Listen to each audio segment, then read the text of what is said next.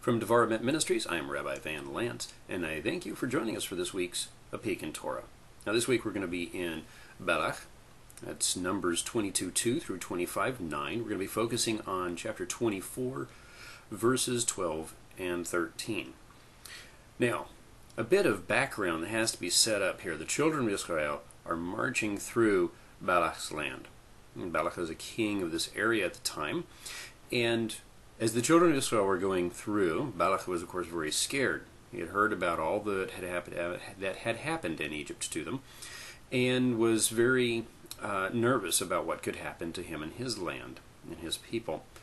So he sought out a man of God named Balaam. Now I say man of God with a bit of, not so much tongue-in-cheek, but a bit of reservation. You'll have to read the beginning of this portion to understand fully. But we do know that Balaam had a great relationship with God, and that he was known for being a man who, when he set his word to something, it became. So, with that, Balak said that he wanted Balaam to come and curse the Israelites, the children of Israel. Well, at first, Balaam said, no, I cannot do that. God says no. And then, of course, he changed his mind, which is kind of a mistake. But three times they stood in front of the children of Israel, and Balaam blessed the children of Israel instead of cursing them, as he was going to be paid to do. Now, this was kind of important to understand because this king is very rich, very powerful, and at this point, very scared. So a crazy and scared king can do pretty much anything unpredictable. But what happened, though, was that Balaam, and of course we all know the story of Balaam and his favorite riding instrument, the donkey.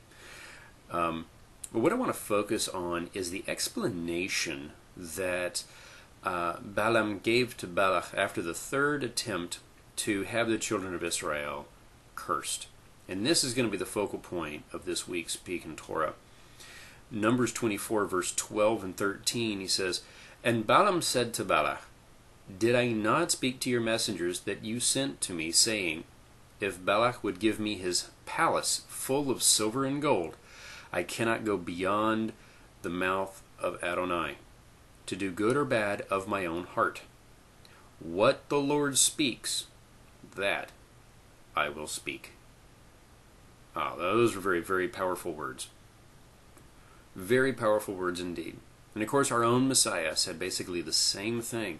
In John chapter 12, verse 49, he said, "For I did not speak of myself, but he who sent me, the Father, he has given me command what I should say, what I should speak."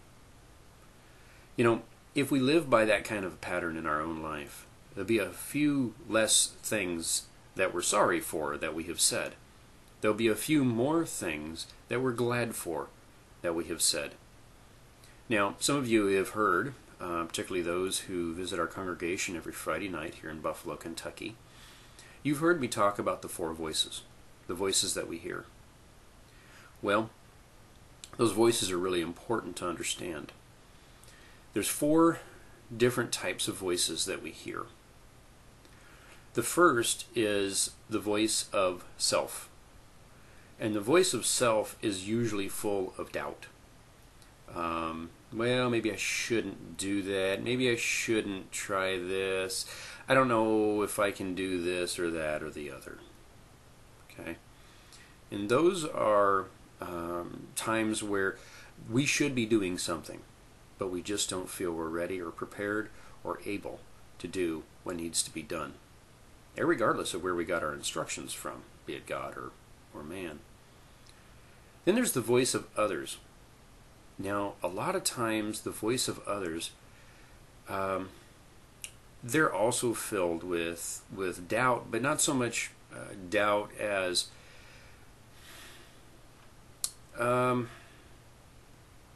self or inflicted criticism, I'll call it. Not constructive criticism, either, mind you. You can't do that. You're no good. You'll never amount to anything. Boy, if you had any brains, you'd be dangerous. I heard that one growing up a few times. I guess it makes me dangerous now. But those voices don't have to be recent. They can be from many, many years ago. And we have to be cautious and able to weed those voices out. Another voice that we hear is the voice of the enemy. Hasatan. Satan. His voice, I'm going to compare it to Las Vegas. His voice looks or sounds like Las Vegas looks. A lot of glitz, a lot of glamour, a bit of flash. And that's all it is. It's flash. It's a lot of front for a lot of sin. And then there's the voice of God. And the voice of God is very different. It is very distinct.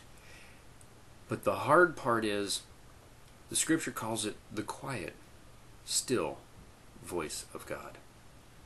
And I think God does that for a reason. God is very loving. God is very kind. He's also a gentleman. And He is not going to force us to do anything. He's not going to scream. He's not going to shout. Sometimes I wish He would, but He doesn't do that. What He does is He nurtures, He helps, He educates. So the voice of God, it's quiet, it's still. And we have to get quiet and still to ensure that we're hearing the voice of God. That's one of the things that makes it more difficult to hear the voice of God. We've got these other three voices that are standing on our shoulders, screaming in our ears.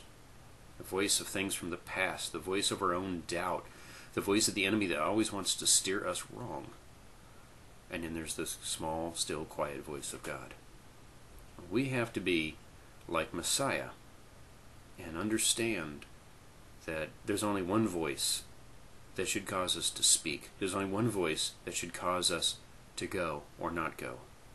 And it's the voice of God. And then we need to be like Balaam.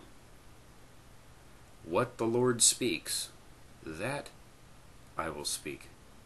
How many problems in your past could have been avoided by saying what God would have said? How many things, good or bad, because you can hear God's voice say something. And even though it would seem like a harsh word, like last week's Peek In Torah,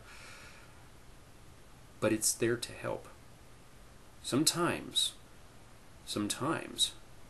a strong word can help somebody steer back to the right path. Sometimes a rash word or a word spoken in rage or anger, they can do a lot of damage. The tongue is a very, very powerful instrument. It can be an instrument for good, or it can be an instrument for bad. Now, we all know that. That's nothing new. We see, we understand. Foreign policies are created by the tongue, not by the pen. Where the whole world can change its diplomatic views on a single nation by a one word that's spoken. Well, our relationship between ourselves and God can change based on one word spoken. Our relationship with other people can change based on one word spoken. Make sure that the words that you're speaking this week are the words that you hear from God,